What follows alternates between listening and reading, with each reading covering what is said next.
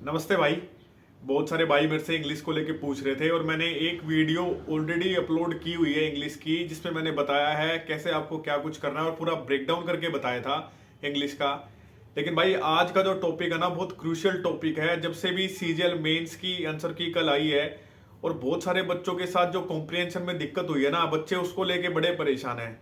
और भाई वो चीज मैंने 1 महीने पहले ही बता दी थी आपको कि भाई आप जितना मर्जी ग्रामर पढ़ लें, जितना मर्जी कुछ भी कर लें, अगर आपका कॉम्प्रिहेंशन वीक है ना भाई, आप पेपर में अच्छा नहीं कर पाएंगे। याद रख लेना ये बात मेरी, क्योंकि अब जो एग्जाम का जो लेवल है ना, आप प्री में भी लगा लो ना, प्री में ग्रामर की कितनी वेटेज आप मान रहे हो? बहुत थोड़ी सी वेटेज होती है ग्रामर की भाई।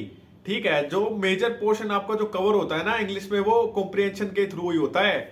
आप पैराजम्बल ले लो, क्लोज टेस्ट आता है या पैराग्राफ आता है, कितनी वेटेज है उसकी। ठीक है, उसमें ग्रामर का बहुत मिनिमम रोल होता है। वो भी मैं रोल बता देता हूं कैसे होता है। जैसे किसी क्लोज टेस्ट में कोई क्वेश्चन आ गया और उसमें कोई हेल्पिंग वर्ब फिल करने के लिए आपसे पूछ ली, या सिंपल इंडेफिनिट टेंस आपको दे दिया है, उसमें एस या एस की फॉर्म लगेगी, डिड के साथ वर्ब की सेकंड फॉर्म नहीं आएगी।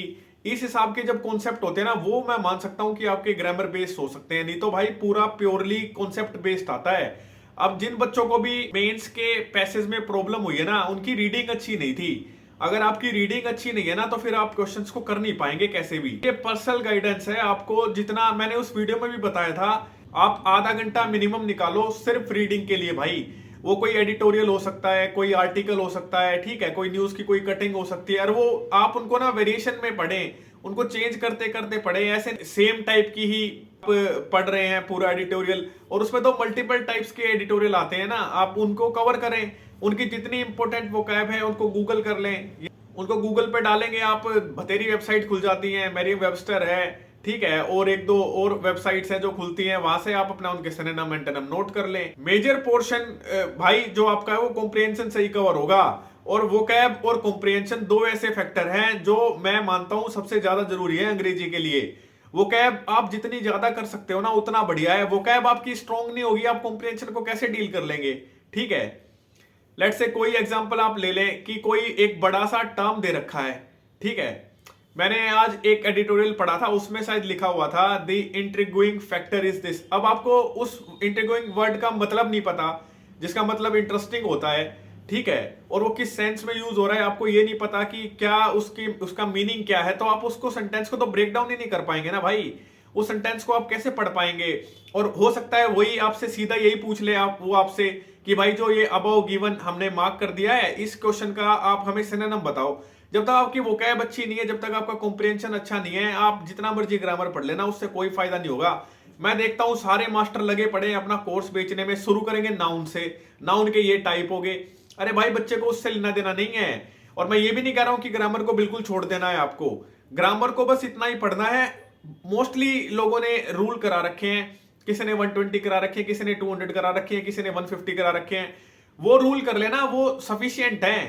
ठीक है, उससे ज्यादा ग्रामर में बहुत ज्यादा आपको भागने की जरूरत नहीं है। और एक और बात बताता हूं मैं, जब मैंने 2 बार स्टेनो निकाला हुआ है भाई, वो सिर्फ रीडिंग के बेस पे निकाल रखा है। मेरे को सही बताऊं ना, मेरे को ग्रामर की जरूरत ही नहीं पड़ी कभी। एक तो भाई इंग्लिश मीडियम से शुरू से ही पढ़ाई करी है, रीडिंग का शुरू से ही को बहुत ज्यादा शौक है शुरू से ही। ठीक है, तो मैं इंग्लिश पढ़ते रहता हूं और सबसे ज्यादा मेरे पास अंग्रेजी की किताबें हैं। लेकिन मैं आपको जो गाइड है वो एक पर्सनल जो हो सकती है ना, एक बढ़िया गाइडेंस, वो मैं आपको बता रहा हूं कि आपको बहुत ज्यादा टाइम ग्रामर में इन्वेस्ट नहीं करना है। अब आप खुद ही देख लो ना, जहां 135 नंबर का इंग्लिश का सेक्शन आता है, उसमें आपका ग्रामर के हार्डली 4 से 5 क्वेश्चन भी नहीं मिलेंगे आपको। ठीक है, फ्रेजल वर्ब्स का मैंने बोला था, फ्रेजल वर्ब्स एक बहुत अच्छी फ्रेजल वर्ब्स उन्होंने पूछी है क्वेश्चन में, जिसने पढ़ी होगी उसका हो गया होगा। और जिसको फ्रेजल वर्ब का तो ऐसा भी नहीं, आप कुछ गैस कर लेंगे। आपको पता है तो आप मार्क करेंगे, नहीं पता है तो नहीं होगी। ठीक है, कॉम्प्रिहेंशन बहुत ज्यादा जरूरी है। बड़े बड़े पैसेज आएंगे, बड़े बड़े PQRS आएंगे, अच्छा एक टिपिकल सा क्लोज टेस्ट आएगा। जब तक आपको रीडिंग आपकी अच्छी नहीं है, आप फ्लुएंटली उसको पढ़ ही नहीं पाएंगे।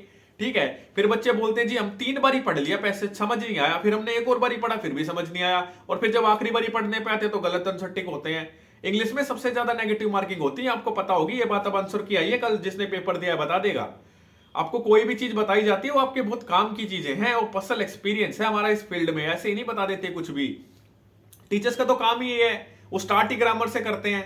ठीक है, आपको ये बिल्कुल गलती नहीं करनी है। आपको सबसे पहले जो ज्यादा कमांड हो सकती है ना, वो कॉम्प्रिहेंशन पे ही लगानी है। जब आपका कॉम्प्रिहेंशन अच्छा होगा ना, ऑटोमेटिकली ग्रामर के क्वेश्चन बनने स्टार्ट हो जाएंगे भाई। और वो रूल्स कर लें आप, वो रूल्स कवर करें और अपना एडिटोरियल से पढ़ाई करें और हो जाएगा। ठीक है, आधा घंटा पौना घंटा रोज रीडिंग के लिए निकालना है आपको। ऐसा नहीं है कि आज मैंने पढ़ लिया, आप कल छोड़ दिया, फिर परसों फिर पढ़ लिया। ठीक, आपको रोज कॉम्प्रिहेंशन की तैयारी करनी है, एक रोज एक अनसीन पैराग्राफ सोल्व करो। ठीक है, और नहीं तो एडिटोरियल पढ़ो और उसकी अपना वोकैबलरी अपना लिख लो, एक अलग नोटबुक बना लो। 3-3.5 महीने हैं पेपर में, मेंस का तो फिर भी लगा लो कम से कम 6 महीने तो मेंस में ही है। मेंस तक आपका बहुत अच्छा कंटेंट कवर हो जाएगा और वो कैप करो बहुत अच्छे से। ठीक है, प्री में तो चलो ठीक है, वन वर्ड सब्स्टिट्यूशन भी आते हैं, इडियम फ्रेजेस भी आते हैं, वहां वेटेज कम हो जाती है मेंस में, लेकिन आते तो हैं। और मेजर पोर्शन वो कैप का और कॉम्प्रिहेंशन का ही रहता है। अच्छा, प्री का पेपर उठा लो, मैं फिर से बता देता हूं, दो क्वेश्चन तो आपके सिनोनिम एंटोनिम के हो गए, स्पेलिंग्स के हो गए, फिर वन वर्ड सब्स्टिट्यूशन हो गया और इडियम फ्रेज हो गए। ठीक है, अब तो वो पैराग्राफ पूछ रहे हैं प्री में, एक्टिव पैसिव हो गए और नरेशन हो गए। वो है बस थोड़ा सा जो पार्ट है ग्रामर का, और वो तो होते भी बहुत ईजी है। टेंस आप अच्छे से कर लो, वर्ब आप अच्छे से कर लो। ठीक है, और आप एक्टिव पैसिव और आपके नरेशन वॉइस ये हो जाएगा आपका वहां से कवर। ठीक, इससे ज्यादा कुछ नहीं करना होता है। जो रूल्स हैं उनको मल्टीपल टाइम्स रिवाइज करें। कई बार वो जैसे नाउन में मैं सबसे ज्यादा जरूरी क्या मानता हूं, कोई कलेक्टिव नाउन है, नाउन का ऐसा रूल है, जैसे वो कई बार इंफॉर्मेशन लिख देता है, लगेजेस लिख देता है। ठीक है, ये इस टाइप के जो क्वेश्चन है इन पे आपको ध्यान देना है, ये बहुत मल्टीपल टाइम्स आपको रिवाइज करने हैं ताकि पेपर में कंफ्यूजन ना हो। ठीक, बहुत ज्यादा ग्रामर के पीछे नहीं भागना है भाई, इतना टाइम भी नहीं है कि आप शुरू से नाउन से स्टार्ट करें, फिर आप प्रोनाउन पे आए, फिर आप एडजेक्टिव पे आए, फिर एडवर्ब पे आए। हाँ, एक प्रीपोजिशन का जो चैप्टर है ग्रामर का वो आपको बहुत अच्छे से करना है, उसकी बहुत ज्यादा वेटेज रहती है और वो आपको पढ़ना भी पड़ेगा। ठीक है, और मिलते हैं भाई अगली वीडियो में। पढ़ते रहें लेकिन फालतू में गुमराह ना होए। ठीक है, जो जरूरी चीजें हैं बस वही करें, इतना टाइम आपके पास नहीं होता कि आप सब कुछ पढ़े ही जा रहे हैं। मिलते हैं अगली वीडियो में भाई।